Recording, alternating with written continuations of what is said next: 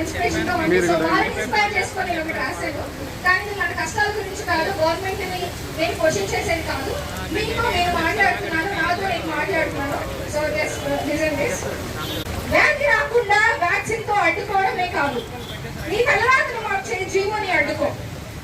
రోగి గాయాలకు కట్టడమే కాదు, నిన్ను కట్టడి చేసే జీవోల కంచె తెంచు. రోగి బాధలు వినడమే కాదు, నీ బాధ అనుకున్న అంతరార్థాన్ని తెలియచేయి. నీ ప్రశ్నలకు మందురాయి, వాటి నివారణకై ముందడుగు వేయి. శస్త్రచికిత్స చేసే నీ చేతితో వ్యవస్థకే చికిత్స చేయాల్సిన సమయం ఇది. నీ ఉన్నతికై ఎగదించు, నీ ప్రగతికై బాటలు వేయి.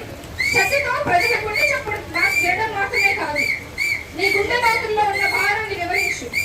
ప్రతి పత్రికకు సంచారిషి ఇవ్వడమే కాదు, నీ భావస్వేచ్ఛతో రావాల్సిన భక్త్యాన్ని సాధించు. సర్వంలో కాంగ్రెస్ వెంటల పరిగెత్తడమే కాదు, జీవితంలో నీ లక్ష్యాన్ని ఛేదించడానికి పరిగెత్తు. నీ కోసమే నువ్వు నిలబడు. ఎదురు చూసే సమయం లేదిక, ఇదే అసలైన సమయం. పోరాడు, ప్రతి మలుపులో పోరాడు.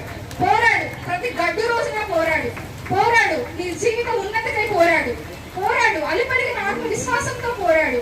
పోరాడు, నడుము వంచని ధైర్యమే కవచంగా పోరాడు. పోరాడు, ఓటమిని స్వీకరించిన మనస్సే సైన్యంగా పోరాడు. పోరాడు, గెలుపు కోసం తప్పించే ఆశయ ఆయుధంగా పోరాడు.